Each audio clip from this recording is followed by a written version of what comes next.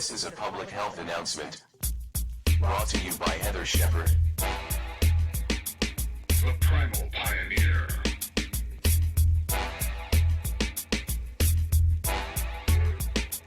Live an outdoor life.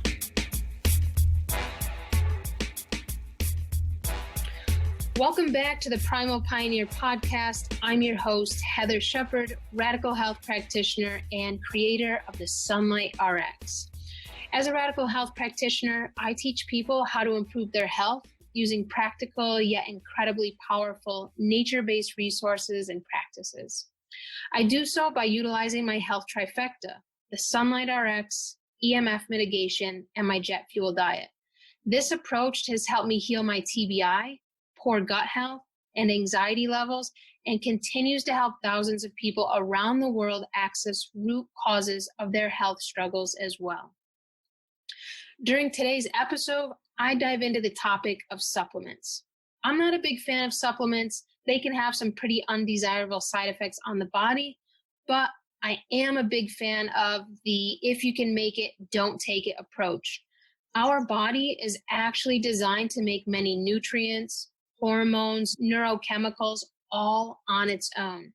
And when we rely on supplements to meet these needs, we fall short every single time because you simply cannot get the same effect from a pill that you can from natural substances such as sunlight and diet that facilitates the natural production of these substances all on its own.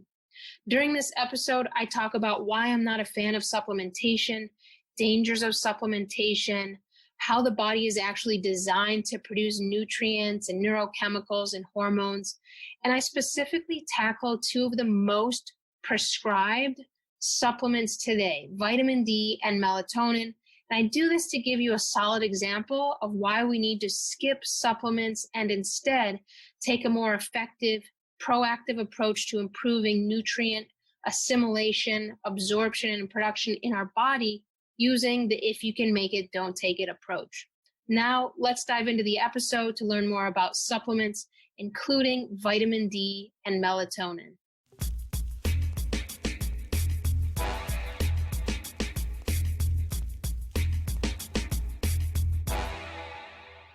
Today, I want to talk about supplements. I'm not a fan of supplementation, and I found that over-supplementation is actually a huge issue in the alternative medical world today. And I also want to preface by saying not all supplements are created equal. We have put anything that we put into our bodies, so homeopathics, herbal remedies, to something like calcium or vitamin C under the blanket term of supplementation. So I want to kind of dissolve that blanket term as not all supplements are created equal. Not all supplements are bad. I actually use and do recommend and prescribe some quote unquote supplements to my clients, but these are all herbal based remedies and or homeopathic remedies. So if ever prescribe a supplement, say like calcium or a magnesium pill or some kind of powder, these are not on my go-to yes list when it comes to supporting health. Instead, I like to focus on herbal remedies and homeopathics to help stimulate and facilitate health and healing in the body. So before we dive headfirst into supplements, I want you to know that there are some substances such as plant-based remedies and homeopathics that might be necessary to support and help you move forward towards your health and healing goals, okay? However, the list of supplements that you take should be low. So you shouldn't have this huge laundry list of supplements that you have to take and rely on every day, no matter what stage of what disease you have, where you're at in your healing path. The supplement list should be pretty low, and over time, it shouldn't expand, but it should lessen and lessen and lessen. So personally, those of you who have been following me for some time know that I'm not a fan of supplements and supplementation. And when I use the term supplements, I am primarily referring to the powdered and hardened pills that we buy and use in an attempt to support our health and also that we are recommended by many healthcare professionals today. There's a wide range of supplements available to us today. Okay, like I mentioned here, the blanket term of supplements really encompasses many, many things. We have vitamins, minerals, superfoods, nutrients, medicinal mushrooms, probiotics. Okay, the list is actually super long. And while some supplements have less toxic effects than, say, prescription drugs, there's still a Band-Aid approach to health. In an ideal scenario, we would obtain all the nutrients and beneficial bacteria we need from sunlight, from our diet, and from living more of an outdoor life, okay? Spending time outside, in the forest, under trees, in the dirt, basking in natural bodies of water, such as, swimming in the ocean or lakes or rivers or creeks and so forth. So this is the ideal way to create and make and obtain all the nutrients that your body needs to be healthy. And the reason I want to bring this topic of supplementation up today is because one of the biggest concerning health practices I see is over supplementation. When a new client comes to me, one of the first questions I ask is, hey, can you send me a list of, the supplements and prescriptions you're taking? And usually the supplement list is super long, sometimes more than a page long. And one of my main goals is to really reduce that list to as close to zero as we can possibly get, and focus on the if you can make it, don't take it approach. And I'll get into that here a little bit about why and what that means and why it's such a big and important part of health. But one of the biggest pitfalls that most alternative, functional medicine, chiropractic, and other natural medicine practitioners make is actually over supplementation. And so with this common thread appearing over and over and over in my practice, I wanted to create an episode today on supplementation and over supplementation to just bring some new insight and awareness around this topic. So let's deep dive here into supplements so you can see why these are Band-Aid approaches and not actual solutions to your health struggles that can actually cause more harm than good. If the practitioner and or patient isn't yet aware of how certain supplements impact the body, they all have different impacts on the body. And really we need to take a look at how they impact the body and why they're not such a great idea. So one of my main concerns with supplementation is that they're produced in a factory or a lab. At least most of them are. And we know that anything that comes from these artificial environments is not conducive or supportive to health, right? And many supplements also contain GMOs. We got into this topic big time in the last episode with Zen Honeycutt, and I would invite you to go to episode 17 to check that out because we really dive into the land of GMOs and their concerns with regard to health and how you can avoid those. But one area that we don't consider when it comes to GMOs is supplementation. And many supplements actually contain GMOs. And if you happen to buy a supplement, the label says non-GMO, you want it to be organic also. When we buy supplements from really crappy manufacturers, like the supplements sold at like Walmart or Costco or Target, those things should really never be taken. Please don't purchase those. Those are the most common to have GMOs in them, but hey, you could likely go to somewhere like Whole Foods and there could be a product with GMOs in it. And this is mostly because the supplement industry is not well regulated. So they can put many things in these supplements and not list them on the ingredients. And there's just not strict regulations around, what can go into supplements and how they're practiced. And so a lot of this information is withheld from us.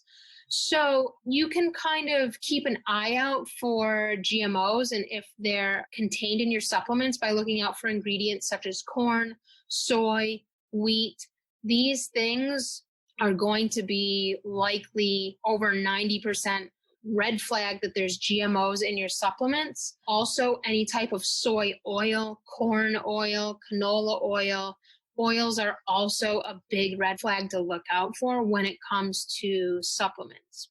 So a lot of supplements actually contain these ingredients as fillers, and they're one big reason why I highly recommend avoiding supplements, because we just don't know what goes into the process.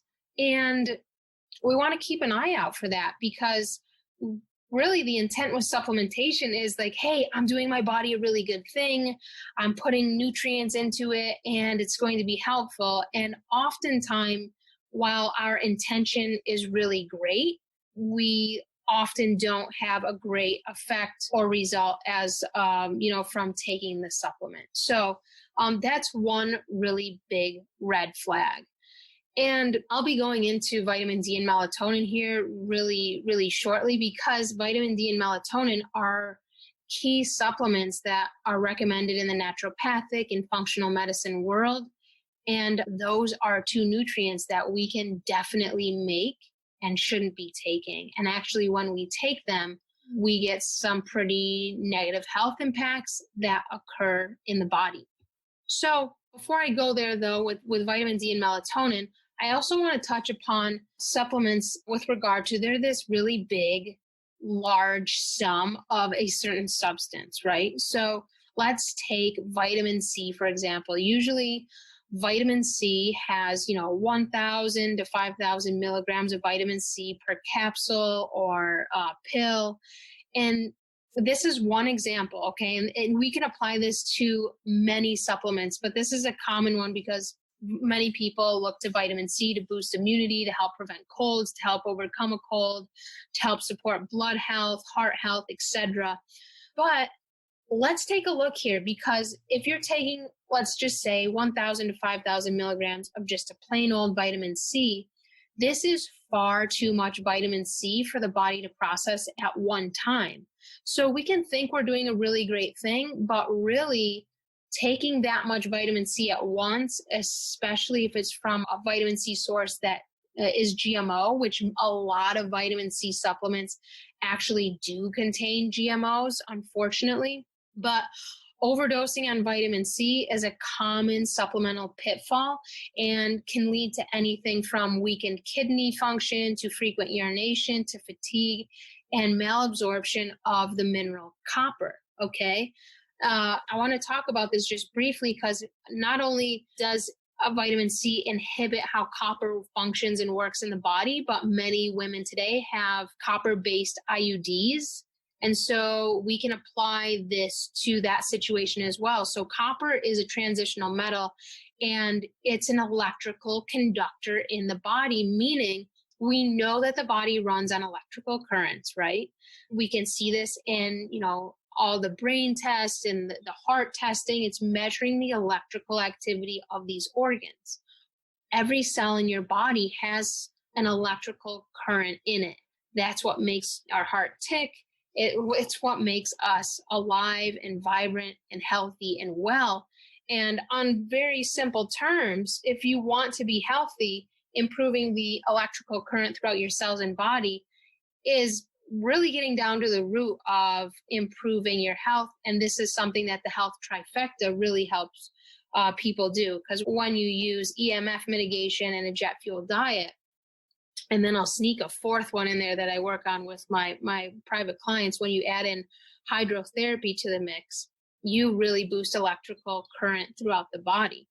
Now, copper as a transitional metal, it's found in our body, and it's a big way that we produce electrical currents in our body. It has very important roles in the health of our bones, our brain, our immune system health.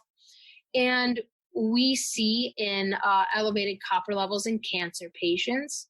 And this isn't because they're eating the wrong diet, in my experience, but it's because they're not getting enough sunlight to actually ignite copper into its usable physiological electrical form.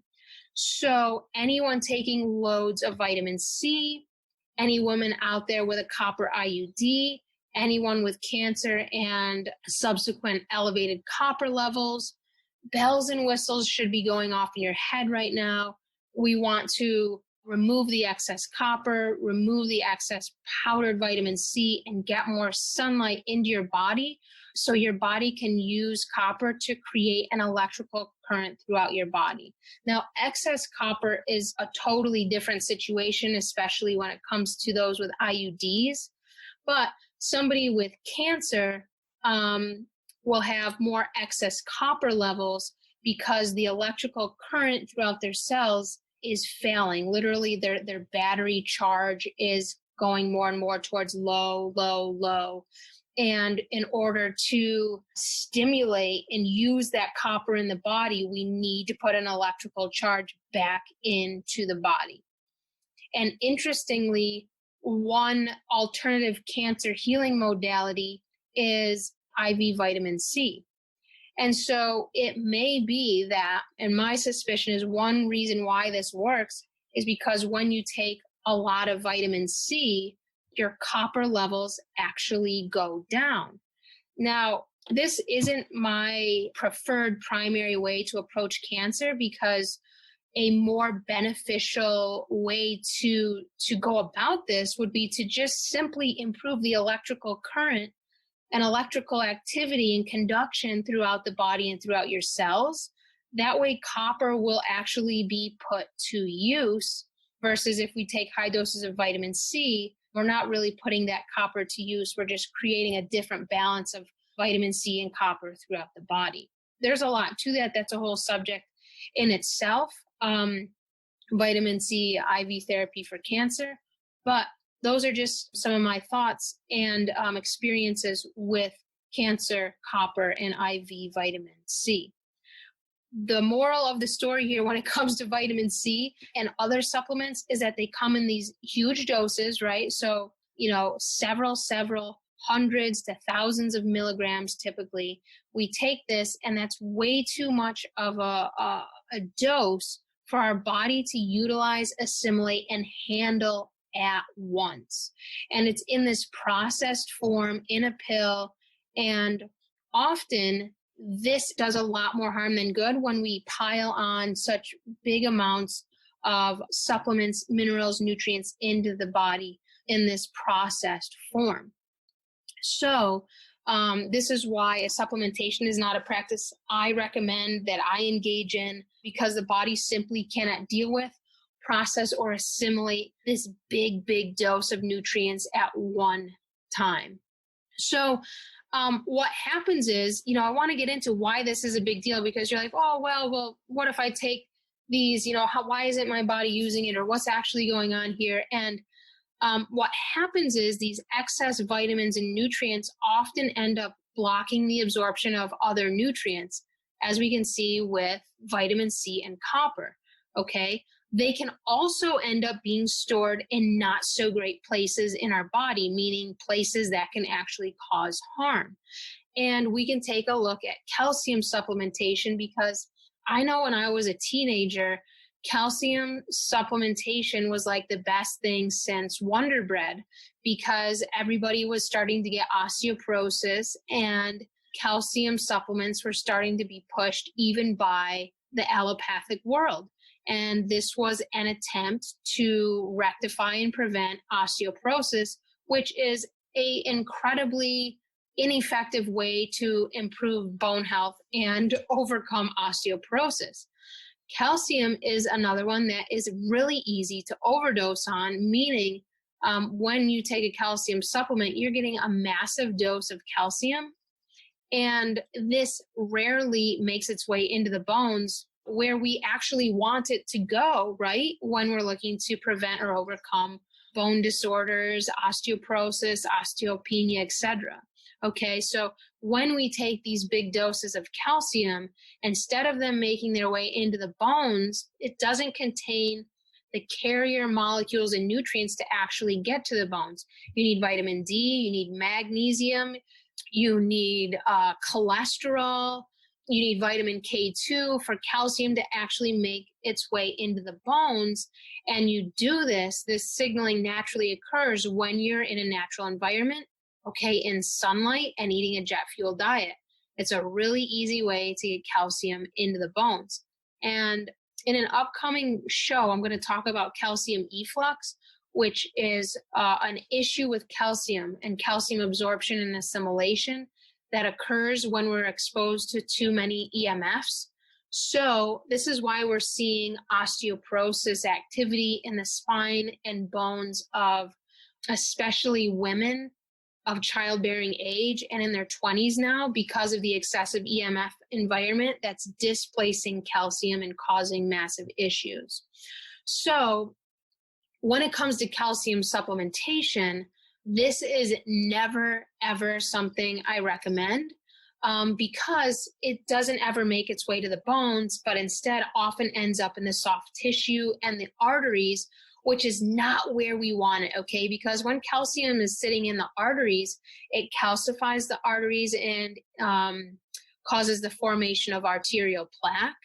And when it's in the soft tissue, we get these creaky things in our bones. We can even get like calcium deposits in our bones or joints or throughout our body and soft tissue. And this is really not an ideal situation.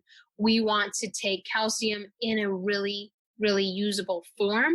And to do so, we need to mitigate EMFs, improve sunlight exposure. Like if you do one thing, engage in the Sunlight RX to improve your bone health, because people who are exposed to strong sunlight across the board over time are seen to have the strongest, most robust and healthy skeletal systems, body type of people who are not in sunlight. So moral of the story here is that taking a big whopping dose of something like vitamin C, calcium, or any other supplement typically has very counter effective acts and responses on the body and on our physiology. So let's get into my favorite motto around supplementation. If you can make it, don't take it. So what do I mean by this? If you're designed to make a specific vitamin or nutrient or neurochemical, and what do I mean by neurochemical? I mean things like serotonin, dopamine, okay, these neurotransmitters. If you're designed to make it, you shouldn't be taking it. Instead, one huge goal I have with my clients is that if you are presenting with an issue that shows that you're deficient in a vitamin or nutrient, and let's just take osteoporosis, for example, because we're kind of on that topic, okay? So if you present with osteoporosis or osteopenia, okay, this tells me that you're not getting enough nutrients in your body that support bone health. You are designed to make nutrients that support your bone health when you're exposed to sunlight and when you're eating a jet fuel diet, okay? So one huge goal I have with my clients is that if you're deficient in a vitamin and it's showing up, and it always shows up in some physical symptom in the body, whether it's something as big as like osteoporosis or cancer, or if it's something as, seemingly smaller as like, mood imbalances, anxiety, depression, right? Okay. Your deficiency in vitamin, hormone, neurochemicals is driving the issue. And your body's designed to make these things. So the solution isn't a supplement, but it's to re-educate your body how to produce adequate, healthy amounts of that particular substance. And in order to re-educate your body, we have to put your body in an environment that allows it to accomplish this task, okay?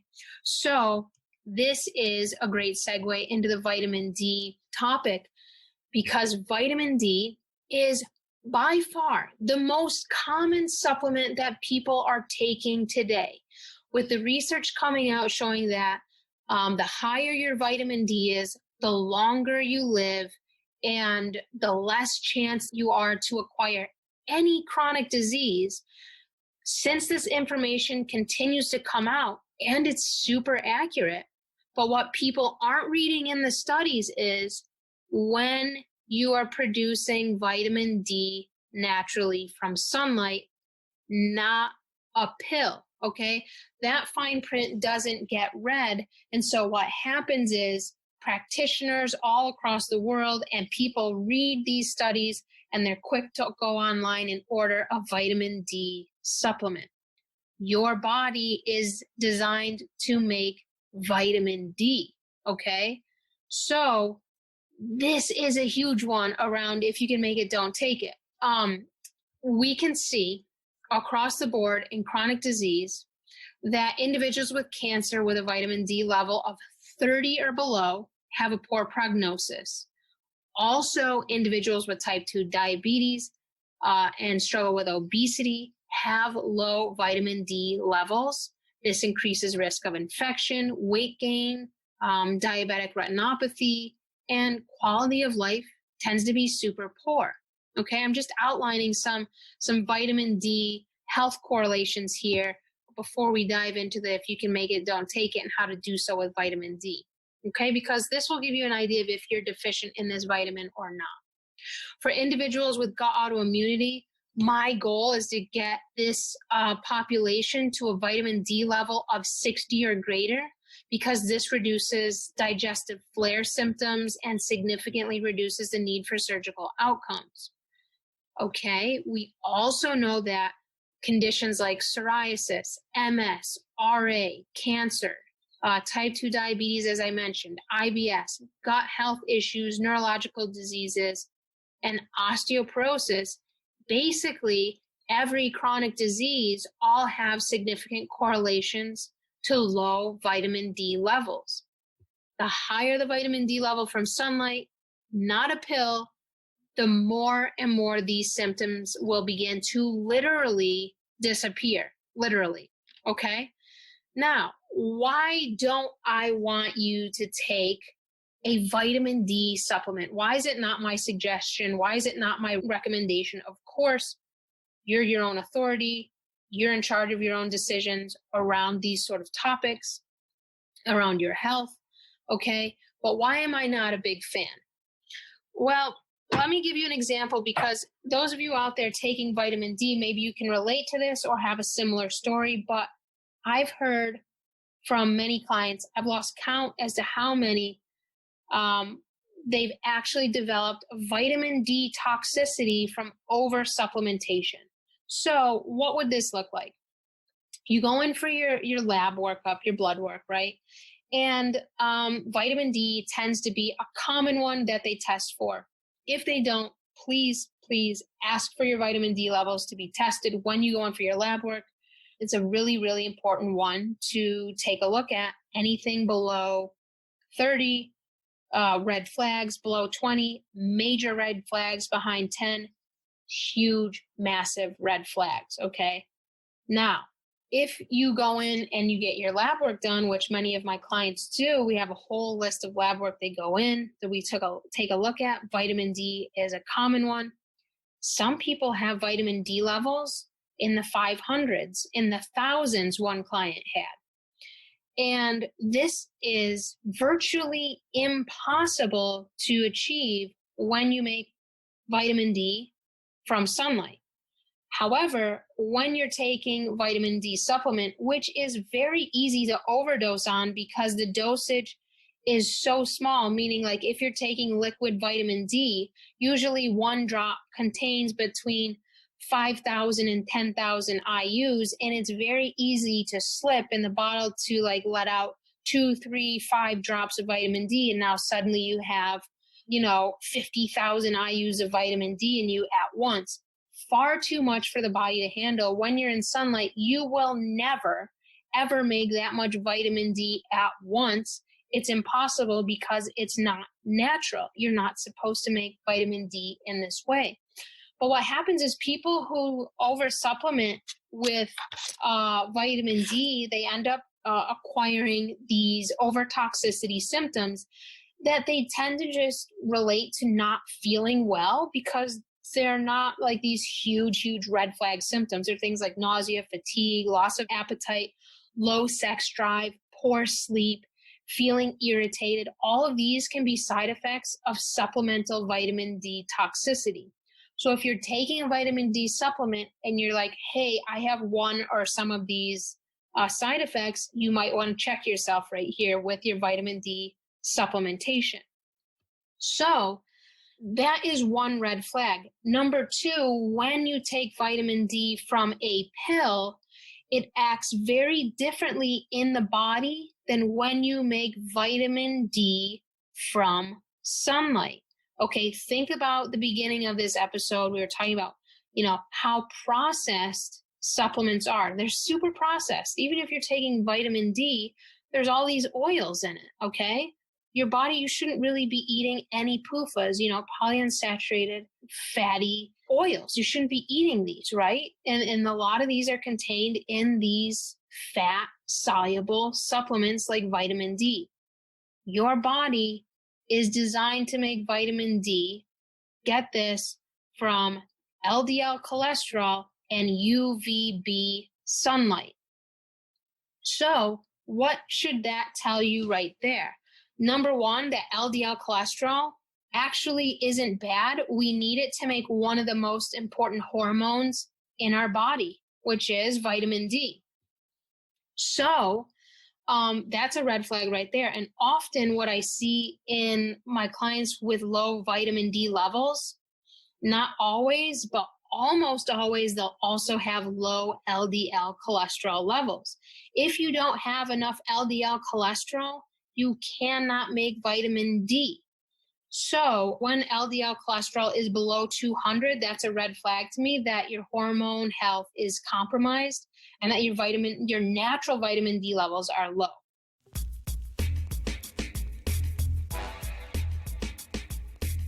I'm super stoked to help you all start embracing the if you can make it, don't take it motto in your own life when it comes to improving nutrient, neurochemical, and hormone production in core fundamental ways.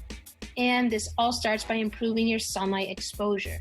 Most people have the belief that they can go outside at noon, 2, 3 p.m. and make vitamin D. However, this is a total misconception and is actually what causes sunburns and low vitamin D levels. My goal is to help the world get off of prescriptions, of course, but to also significantly decrease and even get off of supplements as well.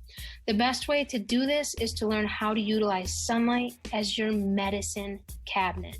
3.5 billion years ago, you and I were designed to function optimally from a physiological standpoint when we interact with sunlight throughout our day. This is because sunlight is the major driving force behind our health. We produce vitamin D, melatonin, serotonin, dopamine, T3, and even beneficial gut bacteria and many other nutrients simply by being in sunlight. If you're ready to start utilizing the healing powers of sunlight as the primary way to improve nutrient and hormonal health and production, head over to my site, heathershepherd.com, to get your copy of the Sunlight RX ebook. Throughout this ebook, I walk you through step by step how to utilize sunlight throughout your day to improve nutrient, hormone, and even metabolic health. This is the single most supportive and effective preventative healthcare practice you can invest in to support your health. Now, let's get back to the episode to learn more about supplements and why I'm not a huge fan of this industry. Okay, side note. If you have been taking a vitamin D supplement, let's say the first time you went in for your blood work, your vitamin D level was a 25, red flag level, okay? So your doctor says, hey, let's get you on that vitamin D supplement and raise your levels. You're like, oh, great idea. Let's do that. You start taking vitamin D, you go back 3 months for a checkup, and what happens? Oh, your vitamin D is 70 or 80. It went from 25 to 70, 80, okay? And you're like, oh, great, things are going really well. However, that reading is a false reading. That is not your actual vitamin D levels. That is a pseudo reading. It's a pseudo effect that you're getting. Your body actually doesn't have that much vitamin D in it, especially if your LDL marker is low. There's no way in HE double hockey sticks that you can freaking make vitamin D if your LDL cholesterol is below 200, which is also why statin drugs are a massive, massive, hugely, hugely horrific idea.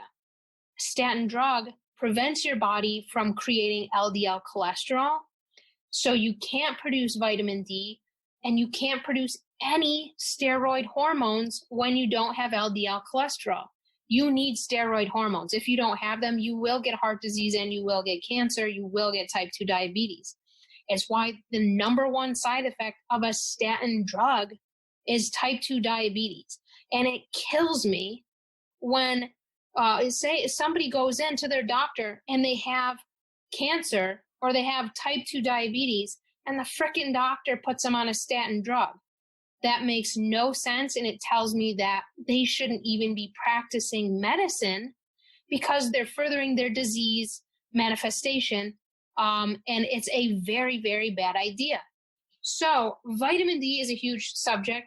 You can tell that I'm a little bit passionate about it because there's so much misinformation around vitamin D supplementation. We are going with this very boxed in approach when it comes to vitamin D. Instead, what happens is when we take any supplement, including, let's just say vitamin D, it's such a good one for this example, it allows us to keep living a crappy lifestyle. So we don't have to change anything in our life. We can just pop a pill and think that we're getting better. I wish like that were the case, like that we could do that. But it's not how you get from poor health to optimal health. In order to get there, you literally have to change your environment. And if your vitamin D is low, taking a supplement isn't going to change your environment, but getting your Sunlight RX on will undoubtedly cause you to get outside more and change your environment. That's the key to health. So this is a big topic, as you can see, and we are only going to talk here about, 2 supplements today. We could go into detail like this with literally every supplement and break it down, but vitamin D is a really, really, really good one because it's so overprescribed today. You make vitamin D from LDL cholesterol and UVB light, okay? When you take a pill, there's no LDL cholesterol in that pill, and there's no UVB light in that pill. Now, this is a big deal. This is a really big deal. All you get in your vitamin D pill is some sesame oil and a little bit of vitamin D from an animal substance because you can't get vitamin D from a plant. Plants don't make cholesterol. You can't obtain vitamin D from plants. You can't obtain cholesterol from plants. You can't obtain vitamin A from plants no matter what your food label tells you. It's not possible, okay? So this is another thing to mention. If you're taking a plant-based vitamin D supplement, like what even is that? Like that's not even possible. So that's another thing to check all in of itself. But when you make vitamin D from sunlight, so that UVB light hits your skin and your skin contains a substance called cholesterol sulfate. And when UVB interacts with cholesterol sulfate, boom, you start to produce vitamin D. Okay. And when you produce vitamin D in this way, you're getting all these chemical, metabolic, and hormonal signals and communication networks are being stimulated, okay, that you need throughout your entire body. And this is all made possible by the light particles known as photons that allow you to produce vitamin D. These are found in sunlight and they interact with molecules on your skin.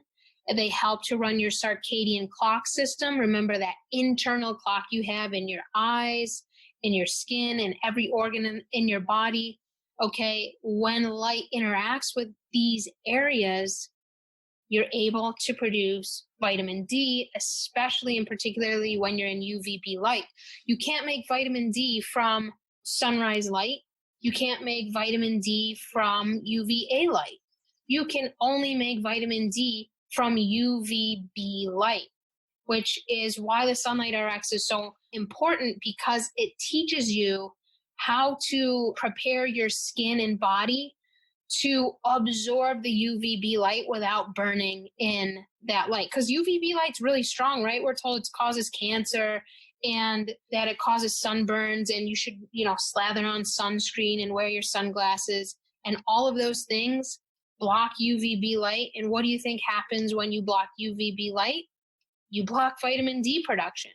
And 3.5 billion years ago, you and I were designed to make vitamin D when exposed to sunlight. So there's no way that sunlight causes cancer unless you don't know how to utilize it and prep your skin and your body to absorb UVB light later in the day, which the Sunlight RX goes into full step-by-step detail on how to do so. So when you're taking a vitamin D supplement without improving your sunlight exposure, your body gets very confused. The chemical signaling can't happen. Steroid hormone production can't happen. Anyone with a estrogen-related cancer, this is a huge deal for you. People are like, oh my gosh, how do I improve my estrogen levels or estrogen metabolism when I have breast cancer? The doctors will say, well, you've got to take tamoxifen, and really bad idea, because it's not going to help improve your steroid hormone production or estrogen metabolism. Sunlight will, okay? So your body is designed to make vitamin D when you interact with UVB light. Okay, that was a lot about vitamin D. And literally, I could probably do a year full of episodes on vitamin D, but I think that gives you a pretty good idea as to why we should go the if you can make it, don't take it route with vitamin D. Let's dive in to melatonin, because many people who frequent my practice also take a melatonin supplement. Okay, why would you take this if you're out there and you're like, I don't take that, but I've heard my friend takes it, or what is the deal here? Tell me more about melatonin. Why would I take this? Well, if you struggle with poor sleep, you likely have heard of melatonin. It's like one of the most popular holistic alternative supplements that people take to help them sleep. Okay, melatonin, this is a powerhouse of a molecule. We're talking about all the huge powerhouse molecules today, vitamin D and melatonin. If your vitamin D levels are optimal and if your melatonin levels are optimal, you will not get a chronic disease, and your ability to recover from a chronic disease will be really awesome. So these are huge molecules, okay? They're really, really important parts of our body, of our health. Melatonin is one of my favorite molecules because without it, we wouldn't be alive. Literally, we wouldn't be able to detox. We wouldn't be able to have sound sleep. We wouldn't be able to feel energized throughout our day.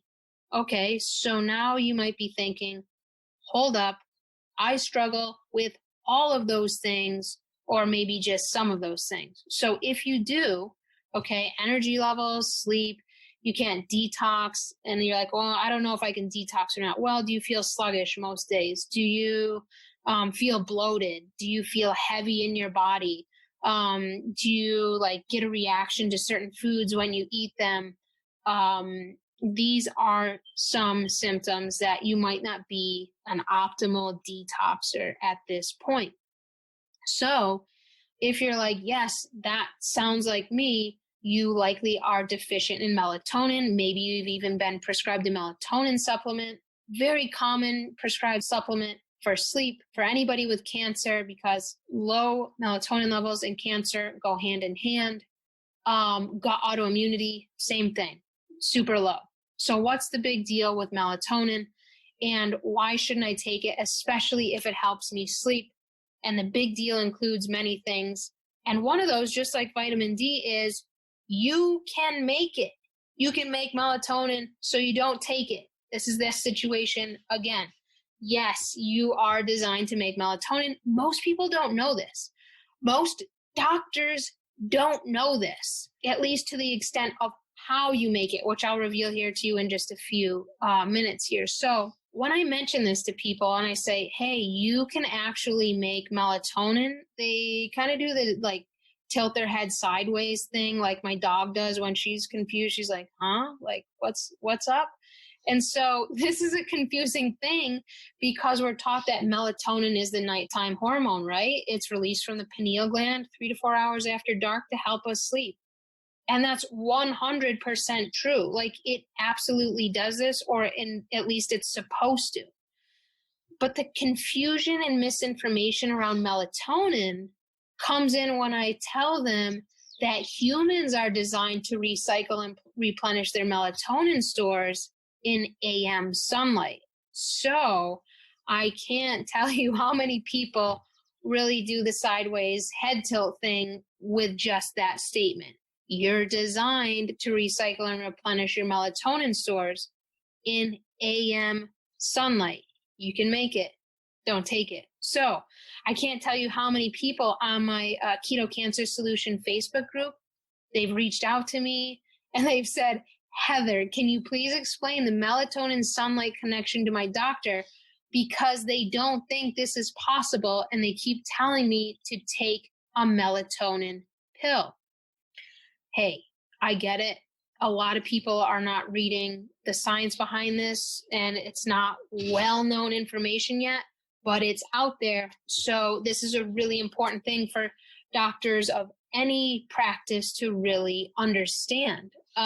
If I can understand it as a not quote unquote medical doctor, then really we need to spread the love and the knowledge here to help our patients heal. That's the whole goal. How can we best serve our clients, our patients? How can we help them be well? We first need to educate ourselves so that we can give them the very best, most optimal information and suggestions we can to help them get to optimal health. So when it comes to melatonin, I'm going to put this little side note in there because I hope that some functional medicine or naturopathic or acupuncturist or who knows, maybe even a allopathic doctors listening in here, and they're open and curious to learning more about melatonin. There's some really cool science behind melatonin that doctors who are curious about, or just anyone curious about this can explore by diving into the work of Dr. Doug Wallace. Love this guy. If you're not a science nerd like me, warning, it's very sciencey, okay? He goes into very scientific detail all the way down to the mitochondrial anatomic levels when talking about melatonin, its impact on the health.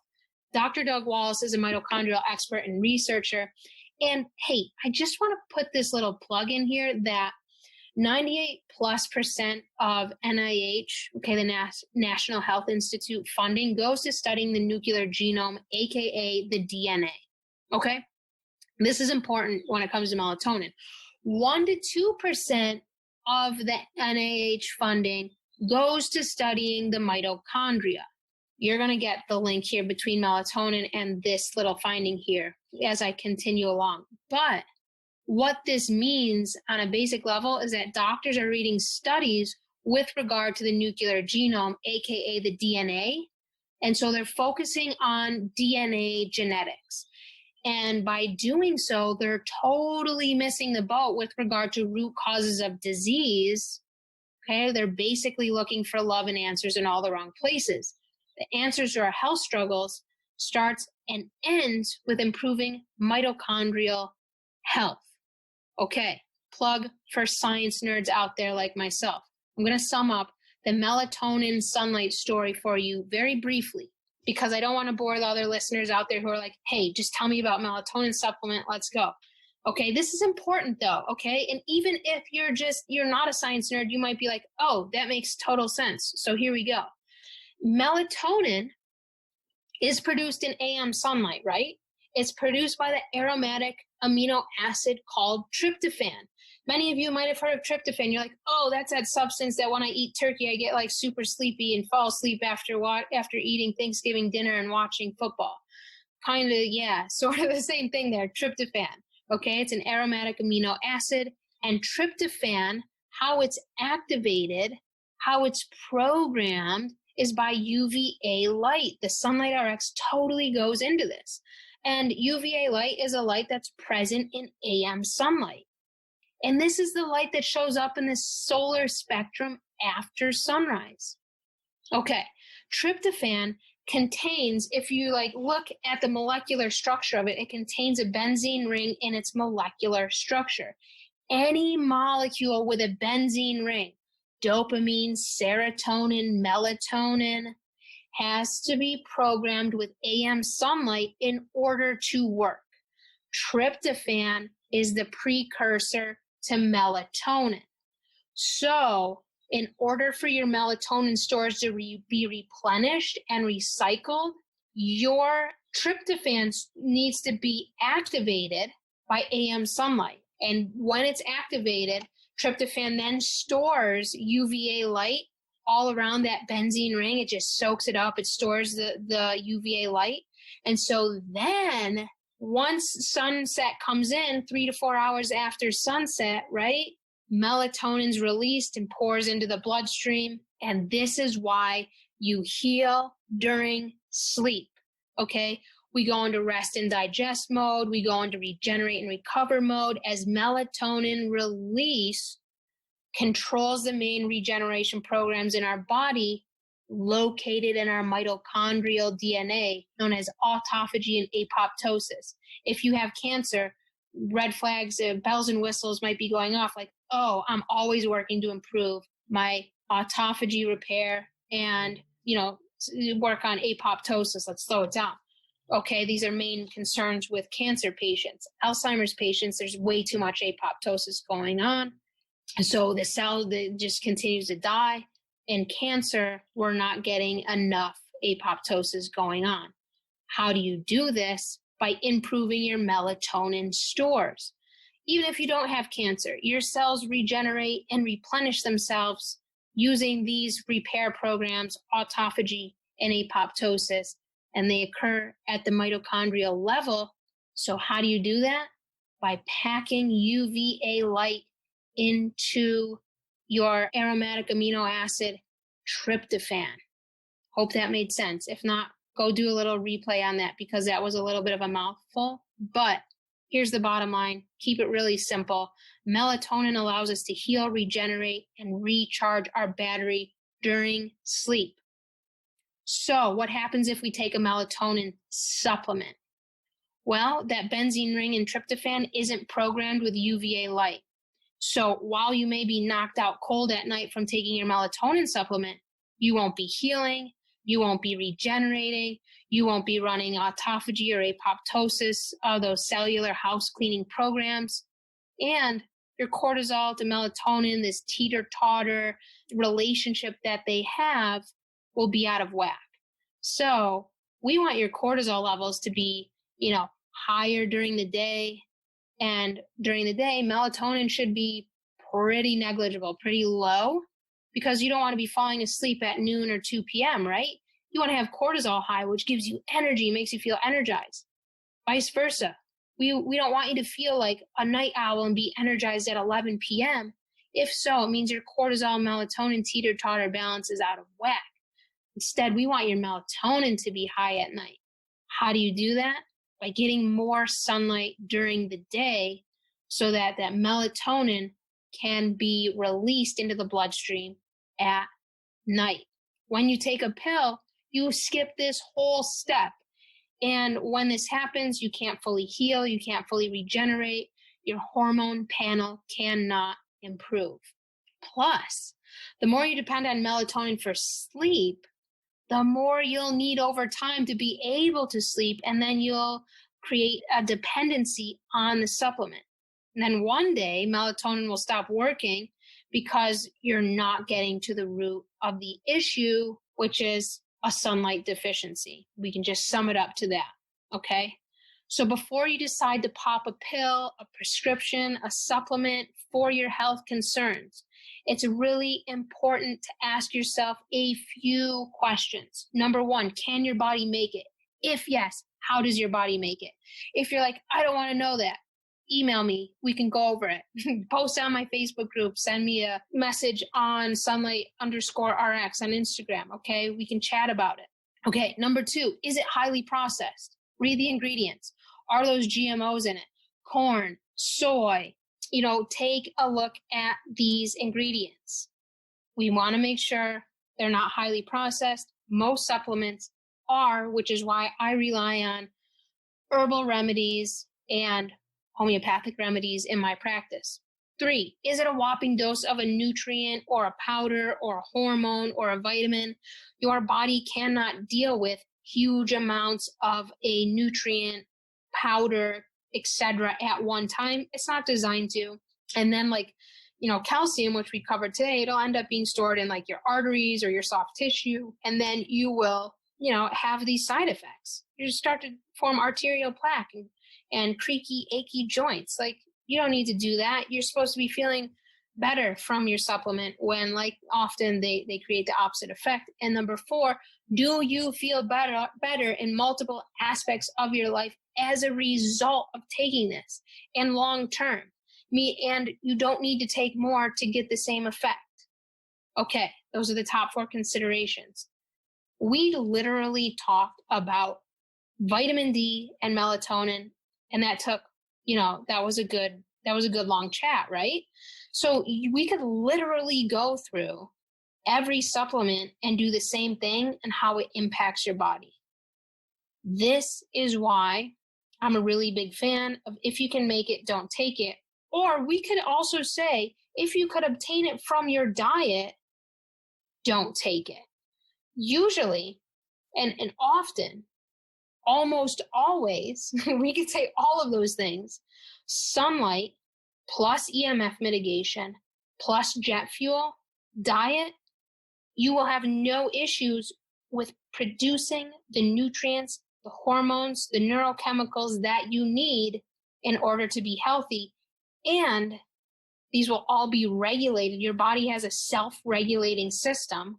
For example, the tanner your skin gets, especially me, I'm light-skinned, so I know the darker my skin gets after being in sunlight, I'm not going to get a vitamin D toxicity because of melanin. And when you have a high amount of melanin in your skin, you can't overdose on vitamin D from sunlight. Melanin will prevent the overdose from vitamin D from sunlight. Your body's ingenious. It knows what to do. When we start putting crap in it, that's when the issues start. So I hope this episode has helped to shed some light on supplements and why it's super important to really understand how the body will be impacted by taking something that seems as benign and quote unquote helpful, so to speak, as vitamin C, calcium, vitamin D, and melatonin supplement, all of which we covered today. But really, we could apply that to basically all supplements.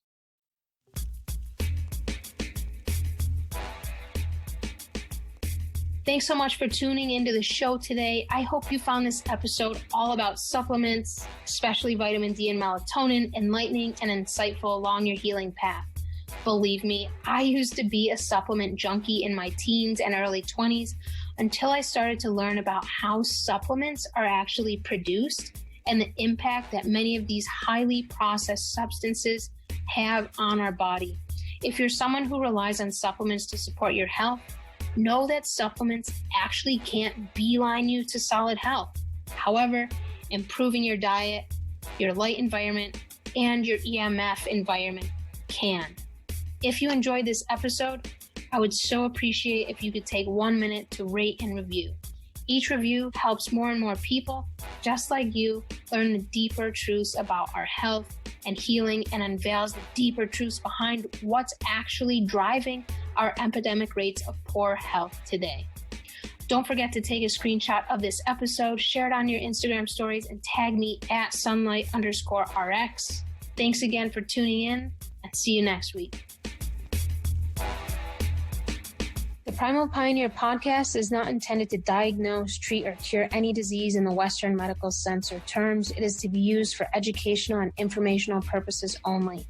The information shared on this podcast and all of Heather Shepard's work is not a form of diagnostic medicine, nor is it a medical treatment.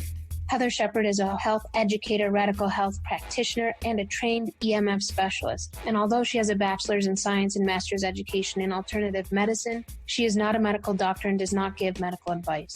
Her work and sharing is to be used for informational and educational purposes only.